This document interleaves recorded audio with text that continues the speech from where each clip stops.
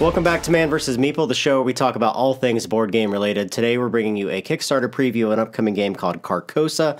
This one is from One Free Elephant, and it is a derivative of a game that's been very popular for a number of years, and that's Carcassonne. It is a tile-laying game that uses some of the elements within that game. Yeah, it's definitely inspired by Carcassonne. I think the designer certainly embraces that. Yeah. This got definitely some new mechanics to it, at least from the traditional basic Carcassonne, and of course it's got a nice amount of Cthulhu injected into the whole thing. Yeah, so each of the players is going to, in front of them, have a couple different things. One, they're going to start with a number of cultists. There's going to be 5.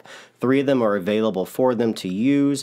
One of them is going to be in their recovery room standing up, and then one of them is going to be in their infirmary. Anytime anyone is used upon the player board, which are the tiles themselves, they're going to come back into that infirmary and have to go through a number of steps to be able to be used again. Exactly. Also, there's going to be a player board in the center. There's going to have a number of tiles stacked up evenly across them, depending upon the number of players. In a full 4-player game, which we have set up now, there's going to be 6 even stacks that are located there. There's going to be 3 of each of their cultists laying down. Those are cultists they can recruit later into the game. There is a track around the board. This is your power track.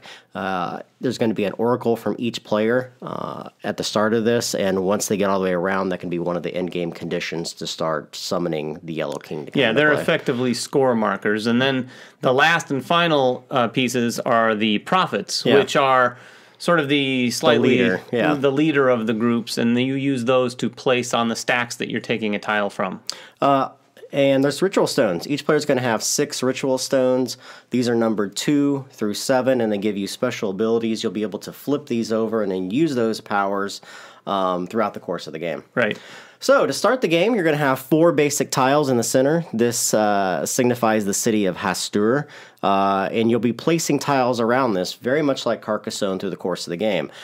There's 5 steps on a player's turn. One of the steps is completely optional, and that's flipping one of their ritual stones. We'll explain how to get these ritual stones, but the ritual stones can be used either before taking a tile and placing it, or after taking a tile and placing it. That's important in the gameplay. So the first thing that you're going to do is you're going to recover your cultists. At the beginning, we already said you're going to start with 3, but you will do this on the first turn. One of them will recover. Anybody in the infirmary will be standing up and will be able to be used on the next turn. Getting a little less crazy, I suppose. The next thing that's going to happen is you're going to select one of the tile stacks to use. Now, you're going to take your profit. You're going to go to any of the available areas. Now, this is the tricky portion in the game, and the part where you can block other players from getting specific tiles. Yeah, it definitely makes this game a little more interesting than your standard tile placement game, because there is some blocking going on, especially in a 4-player game, but even in a 2-player game, because there are fewer stacks, there are very limited options.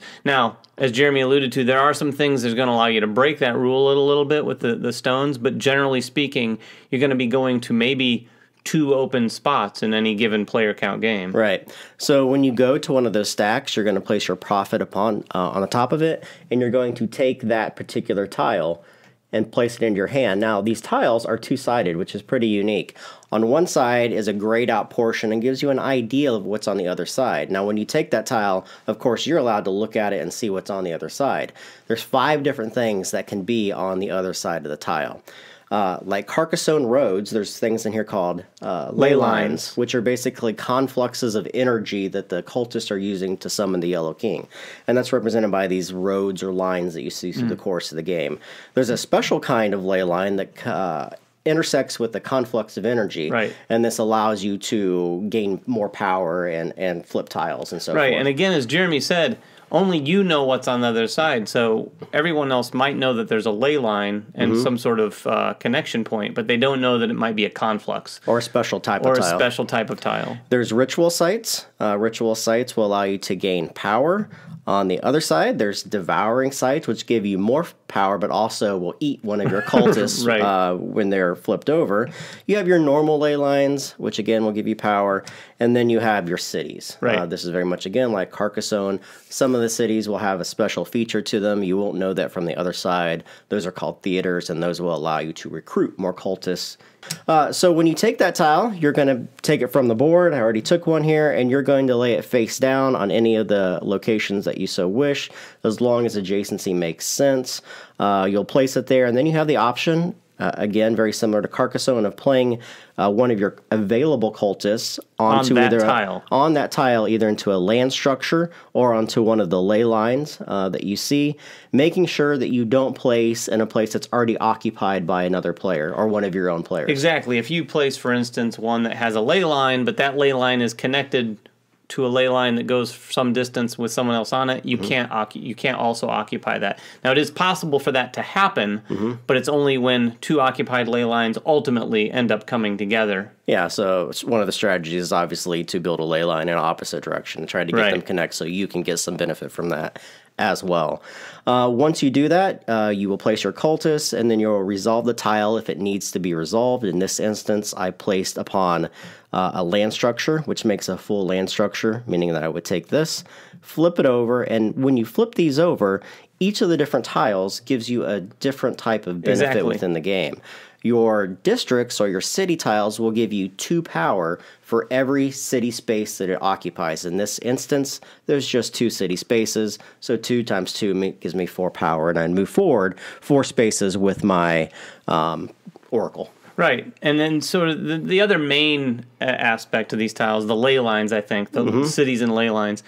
When you complete one with a ley line, you're going to not take power around the track, but you're actually going to use however many, say you did 4 ley lines, you're able to flip over up to your 4 power ritual stone. That's right. And you can actually flip over a lesser one if you wish. A lesser one, too. And the important thing about these ritual stones, the higher you go, they can be used for all the powers below them, and not just specifically the power that unlocks with them, but any power below them as well. And any of the confluxes that you flip over, again, are considered ley lines, so they will allow you to flip over one of your ritual stones, but they will also give you power, which is great because it'll let you move your oracle up. And then the last tile, if you flip over a ritual site, which is probably one of the harder ones to flip over in and of itself, because it has to be surrounded by, what, 8 other tiles for it to flip. Now, it's important to note, those might also flip because of other things going on. If there's a ritual site connected with a ley line and someone flips over their ley line that's connected, all those tiles are going to flip, so that will flip too, and you'll score those points. Right. 2 ways the game that can actually end. One of the ways is if 2 of the stacks of tiles is depleted. That will signify the end of the game. The other way that the game will end is if one player's oracle gets all the way around the track, then they're going to start summoning the Yellow King.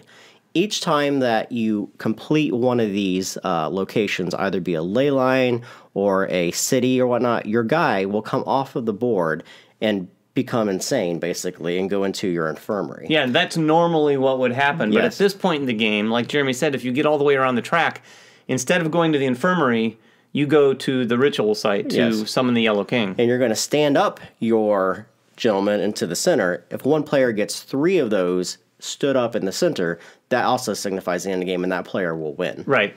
Otherwise, it's just a score, tallied around the power track if the 2 tile stacks are emptied. So a lot of the strategy in the game comes in not only taking the tiles, but also using your ritual stones in a very specific way. As we said, you can use these ritual stones either before you move your prophet and take that tile and place it, or after.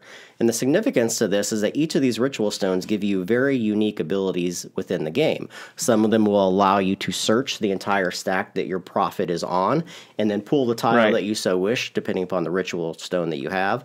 Also, you have the ability, if you so wish, to flip over any of your ritual stones, no matter which one it has, pull your prophet off, and then reuse that stack, because you typically have to move to one of the stacks to take that tile. You can't take the stack that you're directly below. Exactly, and in fact, that is going to be a byproduct of using any stone. So no matter what you use a stone for, and any of the 6 stones, you're going to basically retreat your prophet off of that stack, and then if you use it the right time, you're then able to put them back on because it's your turn to do that. But if you do it at the end of your turn, it makes it interesting, because if you use one of the stones then, your Prophet's going to come off the stack and be off the stack, effectively unblocking that stack for other players. Yeah, it just gives players more options, which makes it very useful for them to get the tiles they need, the ley lines they need, and the ritual sites. The blocking can be very important for sure in the game compared to most tile stacking games. I've never seen that aspect. Yeah, I mean, there's so many Carcosa games out there right now. I haven't played all of them, but I feel like this is completely unique style of way of approaching the game, especially with these special abilities and this stack of tiles. Yeah. In Carcosa, you're just picking a random stack and then placing whatever you get. So if this game interests you guys, please go check it out. It's called Carcosa. It is a tile laying game similar to Carcosa, but a little heavier. If you have questions, make them in the comments below. We will answer them for you. Subscribe to us, please. Follow us on Twitter, like us on Facebook, and everything else that we do here at Man vs. Meeple, and we will catch you guys next time. Bye-bye. Season 1 of Man vs. Meeple is sponsored by our friends at TMG Games. And at Cool Stuff Inc. Cool stuff in stock at coolstuffinc.com.